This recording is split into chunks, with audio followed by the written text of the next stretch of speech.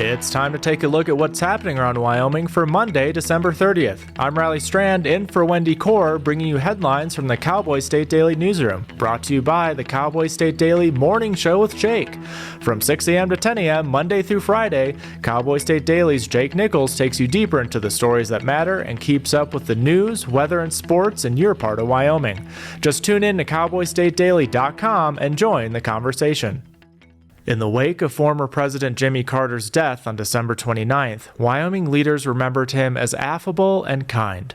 Cowboy State Daily's Leo Wolfson spoke with former Governor Dave Friedenthal, former Wyoming Secretary of State Kathy Carpenter, and former U.S. Senator Al Simpson about Carter's legacy. I think the takeaway on this story is that although Jimmy Carter left a lot to be desired with his presidential skills and some of the things that took place during his 4 years in office, he more than made up for it with his charitable acts after he left the Oval Office. And they all really kind of spoke to his remarkable personality and his kind-hearted nature. More than anything, he made it count where he could make a big difference in people's lives and really dedicated a lot of effort to really trying to make that difference throughout his life. Carter died at the age of 100.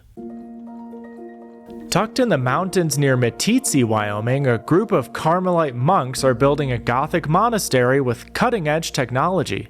Cowboy State Daily's Renee Jean reports that these monks are challenging medieval stereotypes with adapted high-tech computerized machines that carve stone. They came here with this dream of building this Gothic monastery, and they were working with architects, and they got the bids on it, and the minimum bid was $80 million.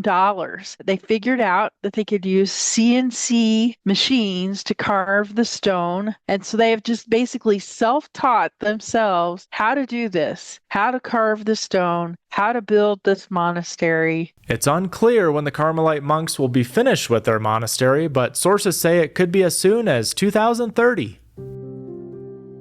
Yellowstone National Park's famous one-eyed wolf, 907F, died on Christmas Day after she succumbed to injuries she suffered in a fight with other wolves.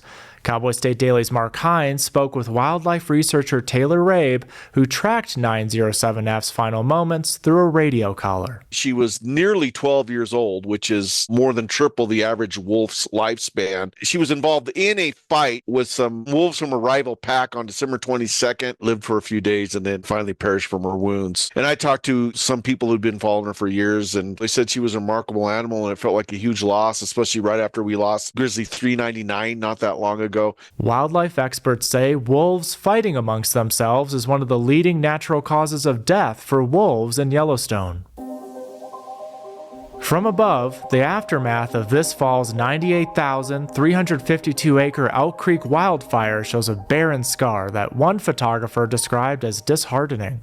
While the aftermath looks bleak, Cowboy State Daily's Andrew Rossi reports that wildlife experts are hopeful. If you look on the Bighorn faces today, it looks terrible. Areas completely burned. But then when you look at it from the other perspective, the Forest Service went into the burn scar. They analyzed this area, and what they realized that it actually isn't so tragic at the end of the day. The fire burned ferociously, but it didn't stick around. It didn't burn through the organic layer of soil in most of the places where the fire burns. Although the Bighorn's forests might take a generation or two to return to their former grandeur, officials say the worst-case scenario was avoided. I'll be back in just 15 seconds with more news. Open enrollment is here.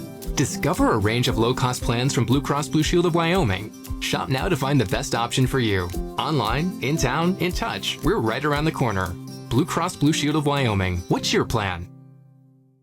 The Wyoming Freedom Caucus unveiled its top 5 priorities going into the January 14th legislative session, calling it a, quote, war on woke. Cowboy State Daily's Claire McFarland looked into what the group calls the 5 and Dime Plan, 5 bills that they hope to pass in the first 10 days of the 2025 legislative session. We're looking at a lot of election and immigration crackdown. Also what they call the war on woke, where they would be limiting the University of Wyoming's ability to take things like race into account as they're hiring, as they're educating. There's also, lastly, a very stark property tax reform that Governor Gordon vetoed earlier this year. The Freedom Caucus also wants to ban the state from investing in funds that prioritize environmental, social, or governance standards. A recent Center for Disease Control study shows that 27% of people who live in Gallatin County, Montana, drink to excess. That makes it the drunkest county in America. Cowboy State Daily's David Madison, who lives in Gallatin County, quizzed several Montanans on their theories on why residents drink so much. In a very unscientific but entertaining tour of people's opinions, I discovered that it's probably some kind of combination of being home to a large university, Montana State, plus two fabulous ski areas, Bridger Bowl and Big Sky. And then you throw in the river runs through it inspired trout fishing culture, which we are overrun with. And you have a lot of reasons to celebrate. That's where we landed. It really was a lighthearted look at some really serious statistics about the health impacts of over drinking. Besides the boozy hotbeds of Teton and Albany counties, Wyoming is saddled with a couple of real lightweights, such as Johnson and Hot Springs counties, where around 15% of the population are considered heavy drinkers.